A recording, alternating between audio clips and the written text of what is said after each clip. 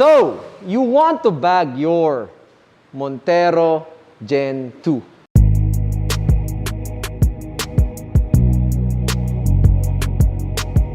Hello and welcome to another video. What's up guys? We now have a Montero Gen 2 here. As you may have known, we already made two Montero Gen 3s. This is our third Montero. This is a second generation Montero. So right out of the bat, I want to discuss or I want to tell you that ang Montero Gen 2 and Gen 3 ay parehas lang ng pangilalim. So this video will work, or if you have a Gen 3 Montero, this will actually be a good guide or a guide for you as well for your under chassis. So, if you have a Montero Gen 3, welcome. If you have a Montero Gen 2, listen up. Madami tayong pag-uusapan dito. First of all, this is the first SUV na ginawa namin na naka-coilovers. This guy is rocking with DC coilovers, front and rear, adjustable damping. So that will be very interesting. Okay? This is going to be very similar to the FJ Cruiser na ginawa natin. I'm very surprised to see how well, okay, this BC coilover performed on air suspension on the SUV. And I was really shocked talaga. Nung dinarive ko to, this rides better than my Fortuner. This car is a 2000 watt. Is this a 2008 model or 2010? Basta, second generation to na Montero. So, this is actually really old na compared to my Fortuner. Okay? Take that to account. And this rides well, way better than my Fortuner. So, yun ang pag-uusapan natin. Medyo madami tayong kailangan i-discuss dito. Kasi, kakaibang suspension sa unahan. Okay? Quirky yung likod. We have a external layout. Meron pa tayong separate valve system sa loob ng kotse. So, madami tayong i-discuss sa pangilalim at yung ating setup. So, I'm not gonna dwell too much on the intro. Alam na naman natin kung ano to. Montero. One of the most popular SUVs here in the Philippines. And now we have it here in our studio. Bag slammed to the floor. Looking great. Feeling great. And my God, this car. Ang daming problema nito nung dumating sa amin. Matigas ang suspension. May kalampag. May langit-ngit. After a bit of tightening of bolts, okay, you'll be surprised. This car transformed from a annoying daily driving car to a possible better riding car than my Fortuner, which is actually really, really surprising. Just goes to show you, there's a lot of hidden gems on a car. Just have to put certain effort to it. Konting love lang yan, TLC, and you'll get a good riding car talaga. So, with that being said, I would like to take this time to say, please subscribe to the channel, like and share the video, hit that bell icon for the notification. Let's do more of this, okay? So strap in your thinking hats. It's going to get educational and technical as we discuss the under chassis of the Montero Gen 2.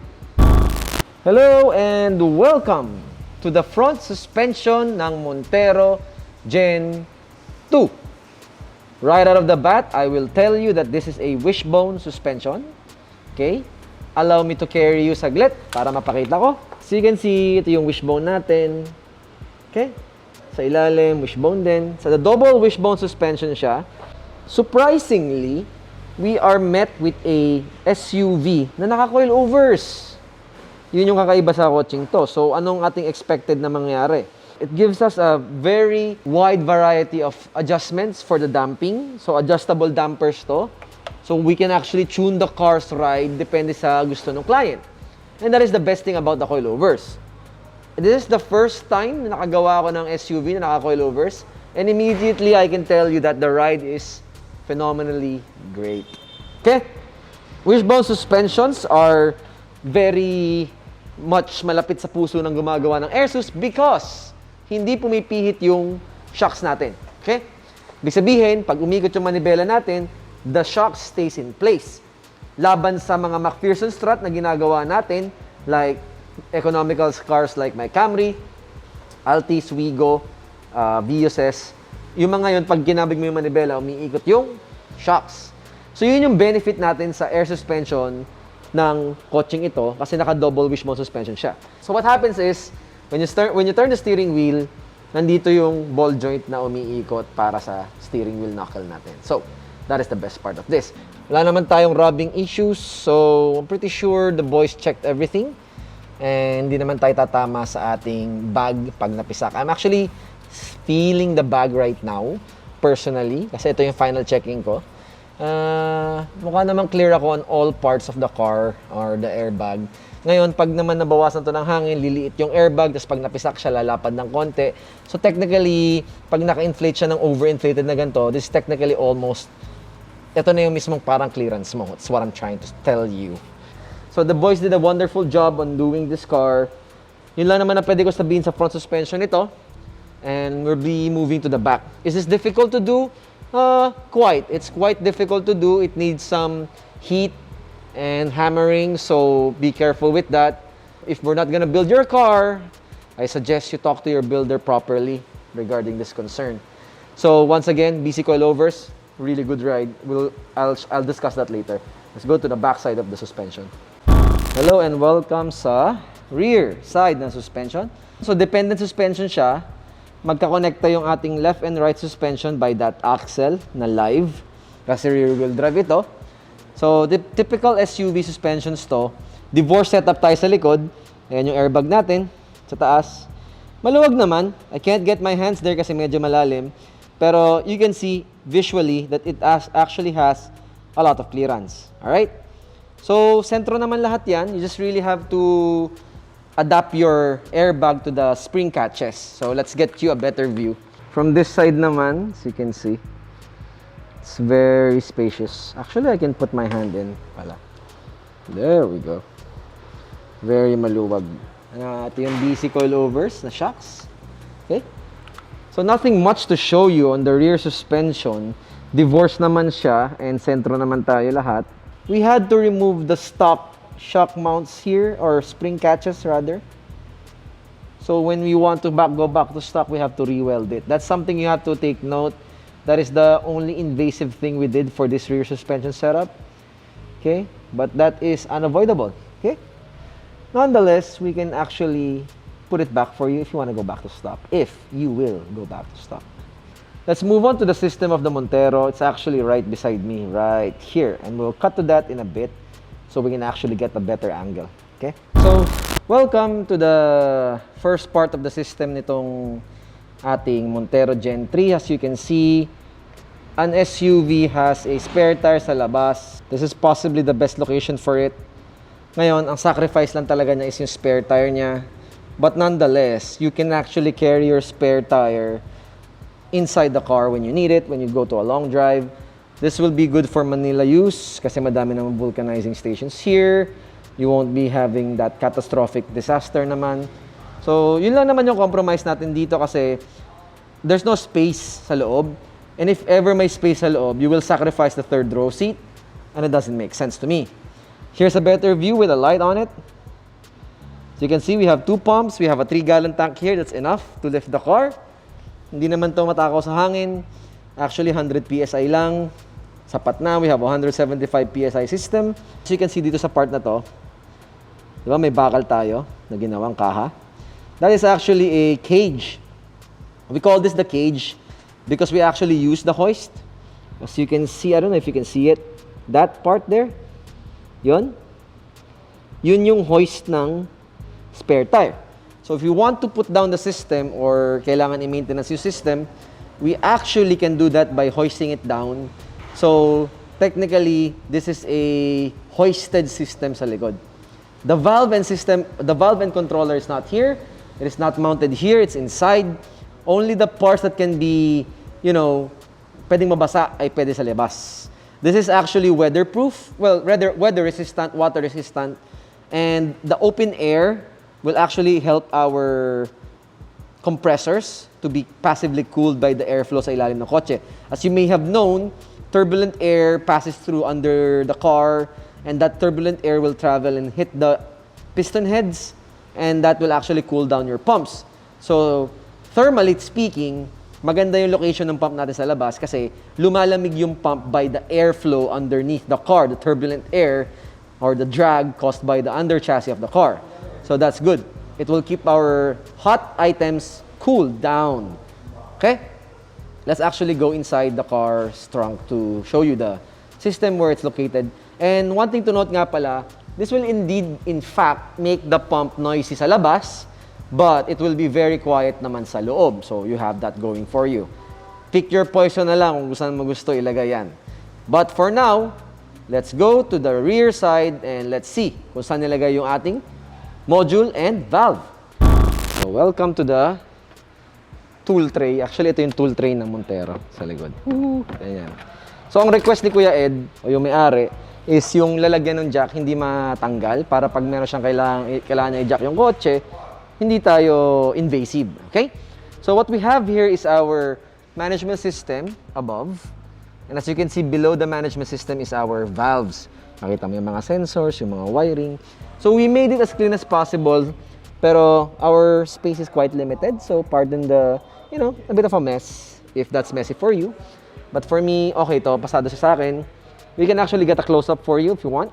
So, a close-up of the system will reveal, ayun yung mga hose lines, andyan yung mga sensors natin. So, it's nicely tucked there. Wala ka naman kailangan gawin dito usually. Talagang okay yan, nakatago lang siya dyan. If you want to show off the system, ano mo lang, pakita mo lang sa kanila. Pero there's nothing much to do here or to say. Ang maganda lang dito, yung ating jack is not, it's still there. It's still mounted there and everything. So as much as possible, we try to cater to the client's requests and kung ano man yung concern nila. So this is actually, I like it. It's non-invasive. Okay? Let's drop down the car and let's actually tell you our final thoughts about this Montero Gen 2. Hello and welcome sa outro natin. The car is back on the floor. As you may have known, yun nga, kita natin kanina, kakaiba yung suspension niya kasi coilovers. It really does ride really well. You have to take my word for it and the owner. So ngayon, before we get into the nitty-gritty of the final thoughts, we'll actually show you the dynamics muna ng kotse. I have to start the car so when we energize the pump, it won't drain the battery. So let's start the car and show you the vehicle dynamics of this beautiful Montero. So, we are aired out right now. We're going to race the car to its full preset 3. Okay? Connecting to the system.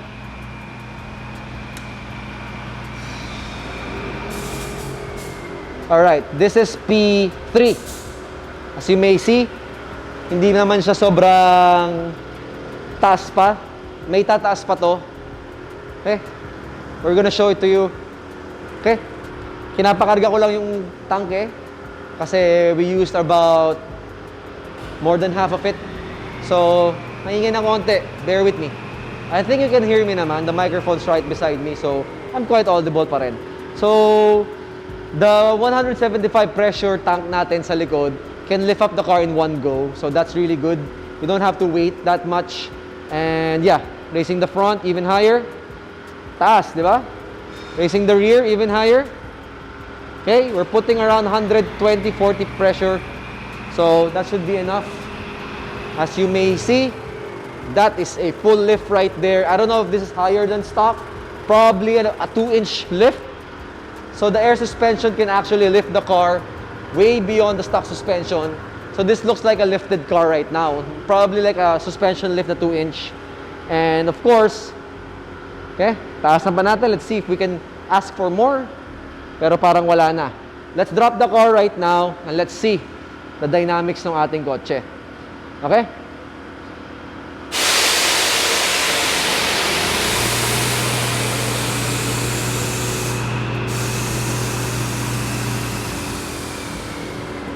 Alright. So, sorry, I have to turn off the car kasi maingay. May ibababa pa ba yan, Kyle? I can see other people can go lower than this. Well, unfortunately, for the stock suspension, not stock suspension, stock arms and stock chassis, this sagad na to. Okay? We cannot go further than this. Okay? Medyo we're pushing it already if we're going to cut some panels or cut some metal on it. But for now, this car is looking great. The car really rides really well. Me and the client drove it a while ago. We're really surprised kasi it rides better than my new Fortuner or newer car. So this rides very similar to the FJ Cruiser na ginawa natin. Probably because naka-coilovers din yun. So this is actually really good. I'm not so sure if gusto ng client to na malambot yung ride. So ito na muna namin. So for a few days, it will be on his hands. He's going to daily drive the car. Give us data, give us good feedback, and then after the feedback, we're going to tune the damping of the car. That being said, mahirap bang gawin tong Montero? Yes! Mahirap din gawin to kasi coilover conversion siya. Tapos, ano pa siya? SUV. So, hindi ginawa sa Makati shop to. Ginawa namin to sa Lipa City shop. So, we had transit the car to Lipa, bring it back here for final checking and release. This is where we shot the video on our studio here in Makati. So, that being said, regardless of the process, this is a worth it upgrade for your Montero. So, if you have a coilover, get it. Pa-airsus natin. It will ride really well. That is something I have to tell you. And yeah, nothing much to say about it.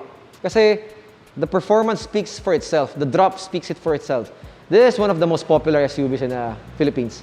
Granted na to. Alam na natin to. Familiar na to sa atin. Madami na rin nag-static, nag-drop ng coaching to. Pero hindi ko pa alam kung may nag-airsus. Pero probably meron. Pero not to this level. This is actually really good. It's performing really well. Surprisingly well. And I'm really going to have to, you know, buy my own coilovers for my Fortuner. So, before this video ends, thank you nga pala kay Justin of Buzz Hype. Justin Buzz Hype is actually the guy that recommended me to the owner, Kuya Ed. So, thank you sa'yo, Justin. Subscribe to his channel, Buzz Hype. That's going to be it. There's nothing much to say. I'm just na-impress ako ng watching to. That's what I'm trying to tell you guys. Thank you for watching, guys. That's going to be it. So you want to bag your Montero Gen 3. Gen 2. So you want to bag your Montero Gen 2. This is how. I hope you learned something from this video. Gen 3 owners, hit me up. Call me. Ayusin natin kotse nyo. Gen 2 owners, ayos ba? So, thank you. Thank you for watching, guys. Please subscribe to the channel, like and share this video. Hit the bell icon for the notification. We are still growing and growing. I'm really enjoying this, as you can see. This is all not scripted. It's been Kyle from Fitment Engineering, and you're watching Fitment TV. So you want to bag your car. Let's do more of this.